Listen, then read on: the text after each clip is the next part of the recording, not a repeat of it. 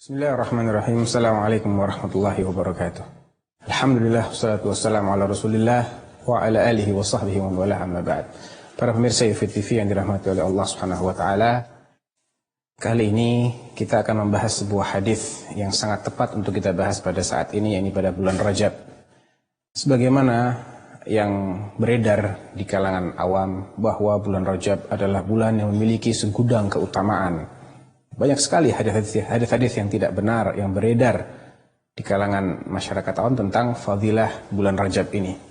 Nah, pertanyaannya, apakah benar bulan Rajab memiliki keutamaan khusus? Apakah benar ada salat-salat tertentu yang disyariatkan pada bulan Rajab? Ataukah ada puasa-puasa tertentu dengan fadilah-fadilah khusus yang diajarkan oleh Rasulullah SAW pada bulan Rajab? Atau adakah amalan ibadah lainnya secara umum yang memiliki keutamaan untuk diamalkan pada bulan Rajab? Mari kita simak penjelasan dari Al-Imam Al-Hafidh Ahmad ibn Ali ibn Hajar Al-Asqalani alias Ibn Hajar Al-Asqalani. Dalam kitab beliau yang berjudul Tabyinul Ajab bima warada fi fadli Rajab, kitab yang beliau tulis khusus untuk menjelaskan tentang status riwayat-riwayat yang menyebutkan fadilah bulan Rajab. Apa kata beliau? Qala rahimahullah, lam yarid fi fadli syahri Rajab. Tidak ada sebuah hadis yang sahih, yang valid, yang bisa menjadi hujjah terkait tentang fadilah bulan Rajab. Wala fi siyamih. Tidak ada juga hadis yang menjelaskan keutamaan puasa di bulan Rajab. Wala fi siyami syai'in min muayyan. Tidak ada juga fadilah hari tertentu di bulan Rajab ini untuk diisi dengan ibadah saum. Jadi puasa sepanjang Rajab tidak ada fadilahnya, puasa hari-hari tertentu di bulan Rajab juga tidak ada fadilahnya. Wala fi qiyami lailatin makhsusatin fihi. Bahkan tidak ada hadis yang menjelaskan keutamaan melakukan qiyamul lail, salat malam di salah satu malam bulan Rajab secara khusus. Hadithun yakni laysa fi qiyami lailatin makhsusatin fihi hadithun sahihun yasluh lil hujjah. Tidak ada satu hadis pun yang sahih yang menjelaskan tentang fadilah bulan Rajab secara umum atau fadilah puasa di bulan Rajab secara umum maupun pada hari-hari tertentu secara khusus, dan tidak ada juga hadis yang menjelaskan fadilah salat malam di salah satu malam di bulan Rajab. Tidak ada satupun hadis yang sahih yang bisa menjadi hujjah dalam hal ini, kata beliau. Waqad sabaqani ila al-jazmi bidzalika al-Imam Abu Ismail Al-Harawi Al-Hafidh. Bahkan sebelumku ada salah seorang ulama ahlul hadis yang bernama Abu Ismail Al-Harawi yang memastikan bahwa tidak adanya hadis yang bisa menjadi pegangan terkait fadilah bulan Rajab. Beliau juga menjelaskan dalam kitab yang sama, wa ammal ahadits al-waridah fi fadli Rajab atau fi fadli siyamihi atau siyami syai'in minhu sarihah. Adapun yang sering beredar terkait dengan fadilah bulan Rajab atau fadilah puasa Rajab atau puasa di hari tertentu pada bulan Rajab yang jelas-jelas menyebutkan fadilahnya secara khusus, maka fahiya ala qismain, kata Ibn Hajar, terbagi menjadi dua macam hadis. Yang pertama, dhaifah, hadis-hadis yang lemah, wa mawdu'ah, dan juga ada yang lainnya statusnya merupakan hadis maudhu' alias hadis palsu. Kemudian beliau menyebutkan di antara hadis yang lemah atau yang palsu tadi itu, yang pertama adalah tentang salatul raghaib, salat yang dikenal dengan istilah salat ar-raghaib. Bagaimana tata cara salat ini? Pertama, para pemirsa harus diketahui bahwasanya salat raghaib ini hadisnya adalah palsu, ya, hadis yang isinya adalah kedustaan atas nama Rasulullah Sallallahu Alaihi Wasallam yang konon diriwayatkan oleh sahabat Anas bin Malik dan dinisbatkan kepada Nabi Sallallahu Alaihi Wasallam.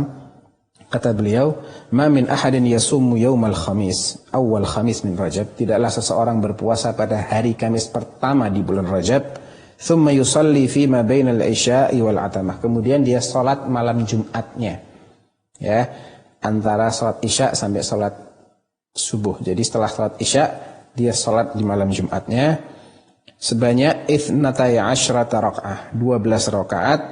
Yaqra'u fi kulli raka'atin bi Fatihatil Kitab marrah wa inna anzalnahu fi lailatul qadar 3 marat. Setiap rakaatnya dia membaca Al-Fatihah 1 kali dan membaca surat Al-Qadar inna anzalnahu fi lailatul qadar sebanyak 3 kali.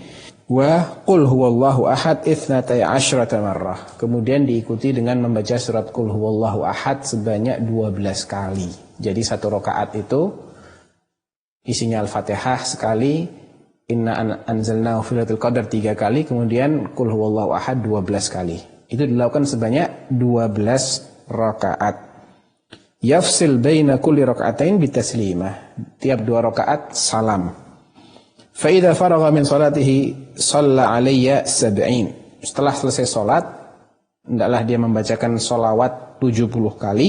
Fa yaqulu fi sujudihi 70 marrah. Kemudian dia sujud dan mengatakan dalam sujudnya sebanyak 70 kali subuhun quddus rabbul malaikati warruh. Ya. Aneh bukan? Tata cara salatnya. Thumma yarfa' ra'sahu wa yaqulu 70 marrah. Kemudian setelah itu dia mengangkat kepalanya dari sujud dan membaca sebanyak 70 kali Rabbighfir warham wa tajawaz amma ta'lam innaka anta al-azizul a'zam. Ya, bacaan doanya pun juga aneh. Rabbighfir warham wa tajawaz amma ta'lam innaka antal azizul a'zam dibaca sebanyak 70 kali. Kapan? Ketika dia mengangkat kepalanya dari sujud. Kemudian dia sujud lagi yang kedua dan membaca seperti yang dia baca pada sujud yang pertama.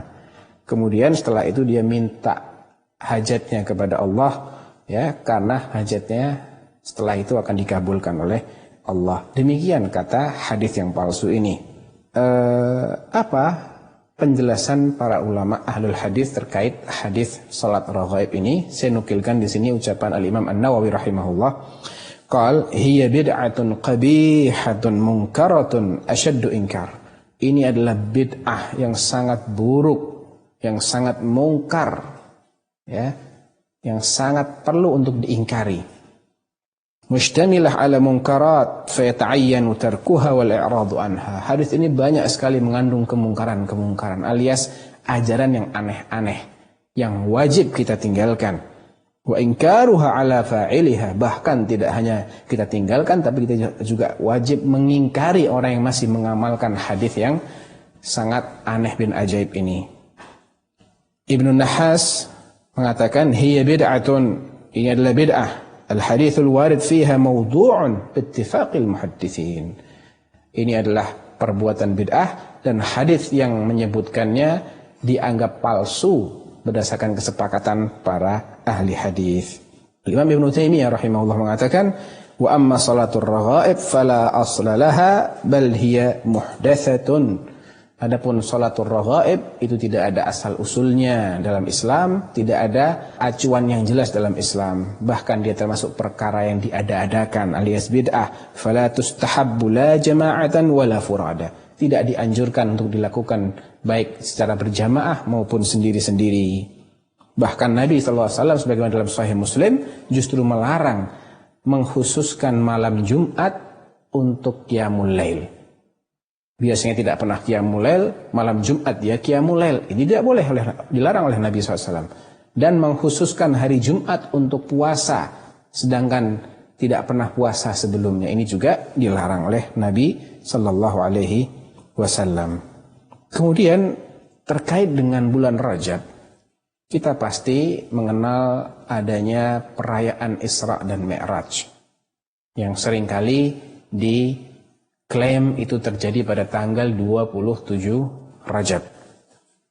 Nah, apakah memang itu terjadi pada tanggal 27 Rajab dan apakah tanggal tersebut memiliki keistimewaan tertentu?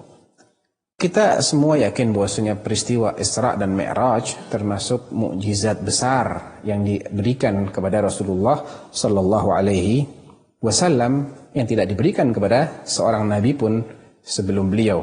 Akan tetapi tidak berarti bahwasanya peristiwa Isra dan Mi'raj itu memiliki keistimewaan khusus yang karenanya kita dianjurkan untuk melakukan sesuatu pada tanggal yang itu diklaim sebagai tanggal terjadinya Isra dan Mi'raj.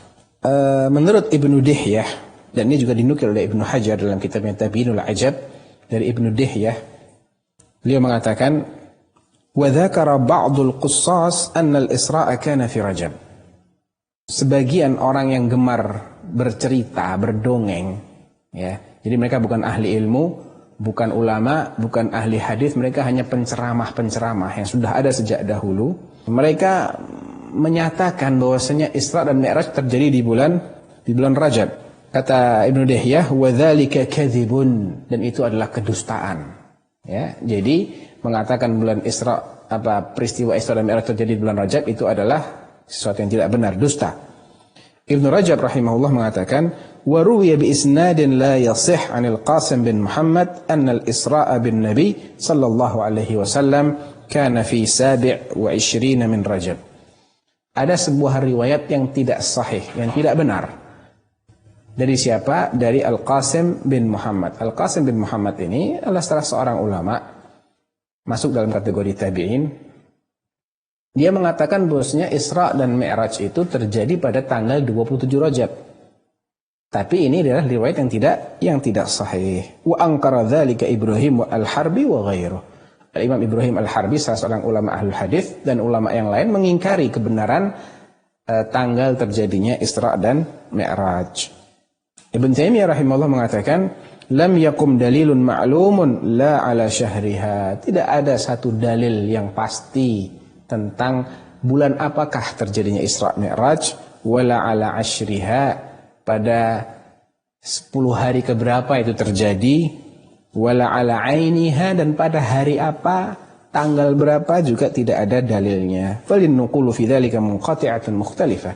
Semua yang dinukil terkait dengan tanggal terjadinya Isra Mi'raj ini sanadnya terputus, tidak ada yang bersambung, tidak ada yang valid, dan beda-beda juga. Laisa fiha ma yuqta'u bihi, sehingga tidak ada satupun dari riwayat-riwayat ini yang bisa dijadikan sebagai sandaran yang pasti. Kalaupun benar itu terjadi pada tanggal 27 Rajab, maka tidak berarti tanggal itu memiliki sesuatu yang khusus, yang spesial, yang boleh kita peringati setiap tahun. Karena memperingati hal-hal seperti ini adalah termasuk tindakan mengistimewakan satu hari dibanding hari-hari yang lainnya. Dan ini masuk dalam kategori menjadikan suatu hari sebagai hari raya. Yang ini adalah sesuatu yang harus berdasarkan dalil yang valid. Tidak bisa hanya berdasarkan riwayat-riwayat yang tidak jelas seperti itu. Bahkan tidak ada satu riwayat pun bahwa Nabi SAW memperingati hari tersebut sebagai hari raya dan mengkhususkannya dengan ibadah-ibadah tertentu.